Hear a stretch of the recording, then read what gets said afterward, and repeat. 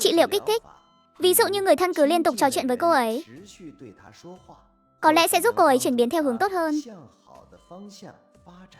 Cũng có thể làm giảm bớt cảm giác đau đớn.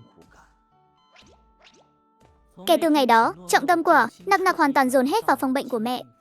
Khả năng nghe của bé cũng đã thay đổi. Phải thật tập trung mới nghe được nội dung muốn nghe. Ở phía bên kia đường biên giới xa xôi, tình báo mới nhất, cô bé đó sở hữu năng lực cảm nhận hiếm thấy. Việc Tôn Đức Hải bị lộ đều liên quan trực tiếp hoặc gián tiếp đến năng lực này. Có thể lôi kéo phản bội không? Tỷ lệ cực thấp, mục tiêu còn quá nhỏ. Lại quá phụ thuộc vào Khương Kế Dã và Khương Chi. Hơn nữa năng lực dường như liên quan đến trạng thái cảm xúc. Cưỡng ép lôi kéo có thể khiến năng lực mất tác dụng hoặc phản tác dụng. Thực hiện phương án 2, thông báo cho Thanh Điều cập nhật mục tiêu. Hoặc là triệt để xử lý sự cố ngoài ý muốn này. Hoặc là biến nó thành cái rằm, đâm sâu vào trái tim Khương Kế Dã. Hành động mật danh có kiến thực hiện được 2 tháng, ngày hôm đó. Khu tập thể người nhà có một gia đình mới chuyển đến.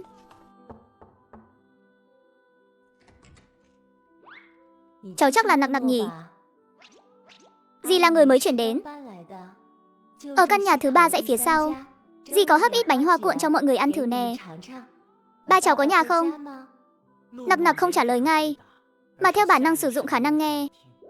Đứa trẻ này còn gầy yếu hơn trong ảnh. Ai, thật khiến người ta xót xa. Lão Tạ nói đúng, phải quan tâm chăm sóc nhiều hơn chút. Ba cháu đi làm rồi ạ. Chỉ có mình cháu ở nhà thôi sao? Vậy cháu nhớ cẩn thận đóng cửa kỹ nhé. Nhà dì có bạn Tiểu Huy cũng trạc tuổi cháu. Sau này bạn ấy có thể thường xuyên đến tìm cháu chơi không? Cháu cảm ơn dì. Kể từ đó, Tống Thanh Vãn tự nhiên bước vào. Cuộc sống của Nặc Nặc cơn sốt cao này đến thật kỳ quái. Không giống như nhiễm trùng phổi hay sau phẫu thuật thông thường. Tất cả đồ vật trong phòng bệnh và những người từng tiếp xúc, hãy điều tra kỹ cho tôi. Rõ. Thủ trưởng, trong hoa phát hiện một lượng cực nhỏ phấn hoa đặc biệt. Hoa ở đâu ra? Hoa là do bên hậu cần mua tập trung ạ. Đã kiểm tra một lượt, tất cả đều bình thường. Manh mối dường như bị đứt đoạn tại đây. Nặc Nặc, nghe nói mẹ cháu hôm qua sốt cao không dứt. Dì nhớ bà ngoại dì từng nói có một bài thuốc dân gian. Hồi trước ở làng dì có ông thợ săn bị ngã, đầu óc hôn mê hơn nửa năm. Người nhà dùng cách này suốt 3 tháng. Sau đó thế mà lại dần tỉnh lại. Bà đã dặn rồi, không được tùy tiện dùng thuốc bên ngoài. Nhưng mẹ cháu sốt đến mức khó chịu như vậy. Dì cũng chỉ thuận miệng nói vậy thôi. Cháu đừng để tâm quá, càng đừng nói với ba cháu nhé, tránh để chú ấy lo lắng. Trong lòng Nặc Nặc như có 2 luồng sức mạnh nhỏ đang giằng xé. Tống Thanh Vãn nhìn chồng đang ngủ say, cô ta lặng lẽ bước xuống giường. Vẻ dịu dàng thường ngày trên gương mặt cô ta và sự lo âu lúc này đã tan biến không còn dấu vết. Bước tiếp theo kế hoạch tạo ra sự cố lớn hơn, để có được sự tin tưởng sâu sắc hơn.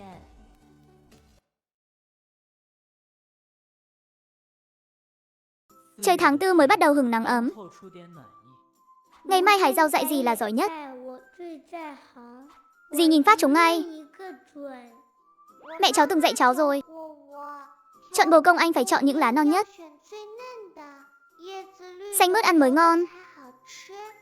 Nặc Nặc dùng bàn tay nhỏ nắm chặt vạt áo, nghe lời nói của các bạn.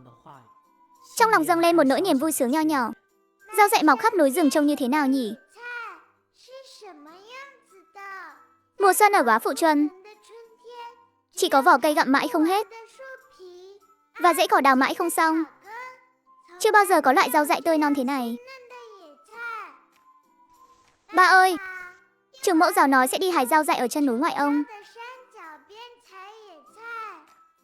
Khương Kế Dã nhíu mày do dự một hồi, cuối cùng vẫn gật đầu đồng ý. Tiểu Chu, ngày mai nhất định phải theo sát Nặc Nặc, nhất định phải bảo vệ an toàn cho con bé. Rõ thưa thủ trưởng, cô giáo Trương.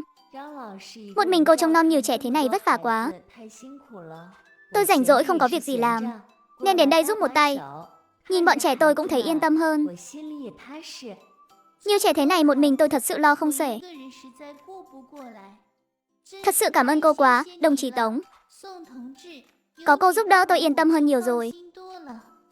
Bọn trẻ giống như những chú chim sổ lồng, cứ liều lo mãi không thôi. Các em nhìn xem, đây là rau tể thái, còn đây là rau sam. Đừng có đào nhầm nhé. Nặc nặc, cho em cái này to nè. Ở đây không có mùi nước khử trùng nồng nặc trong bệnh viện, cũng không có vầng trán nóng hổi của mẹ. Chim hót thật vui, thật yên tĩnh. Nặc nặc lặng lẽ nhìn con bướm đậu trên bông hoa.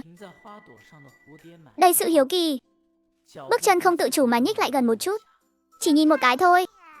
Chỉ nhìn xem con bướm đậu ở đâu thôi. Sẽ quay lại ngay. Con bướm lượn một vòng giữa đám cỏ, bay vào sâu trong bụi rậm. Chớp mắt đã chẳng thấy tăm hơi đâu. Tiếng nô đùa vốn rõ ràng bỗng trở nên mơ hồ. Trong lòng nặc nặc dâng lên một nỗi bất an. Quay người muốn đi ngược trở lại. Đột nhiên, sau bụi rậm bỗng lao ra một bóng đen cao lớn. Bé muốn nghe nhưng nỗi sợ hãi như lớp bùn dày đặc chặn đứng mọi giác quan. Cứu mà, phải rồi. Cứu cháu với, buông con bé ra. Tống Thanh Vãn vùng chiếc giỏ tre lên, nhắm thẳng vào đầu gã đàn ông đó mà đánh tới tấp. Ái cha, cái quái gì thế? Nặc nặc, mau chạy đi. Người đâu? Có kẻ bắt cóc trẻ em. Cô giáo Trương, mau đến đây. Gã đàn ông nổi điên, vung tay đánh trả một cái. Tống Thanh Vãn bị hất văng lảo đảo, nhưng vẫn nhất quyết không buông tay. Ở một nơi khác, truyền đến tiếng bước chân và tiếng Tiểu Chu lên nòng đồ chơi. Ai ở đó thế?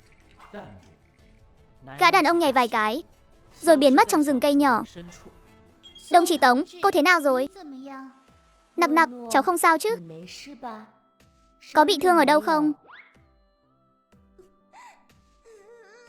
Di Tống bị chảy nhiều xi dâu quá. Không sao đâu nặc nặc, đừng khóc. Di không đau đâu. Cháu không sao là tốt rồi. Khương Kế Dã nhận được tin báo, lao ra khỏi bộ tư lệnh như một cơn lốc. Ba ơi, có người xấu muốn bắt con. Di Tống bị chảy nhiều xi dâu lắm. Ba biết rồi. Không sao đâu, có ba ở đây rồi. Không ai có thể làm hại con nữa đâu. Thủ trưởng, là tôi thất trách. Tôi đã khám nghiệm hiện trường rồi. Không đuổi kịp hắn. Rừng quá rậm rạp, đối phương lại thông thạo địa hình. Phán đoán ban đầu giống như kẻ bắt cóc trẻ em hoạt động lưu động, nhắm vào lúc đứa trẻ tách đoàn để ra tay. Hoạt động lưu động sao? Lại trùng hợp thế ư? Lại mò đến tận địa điểm dã ngoại của trường mẫu giáo quân khu. Lại trùng hợp lúc nặc nặc vừa rời khỏi đoàn chưa đầy 3 phút.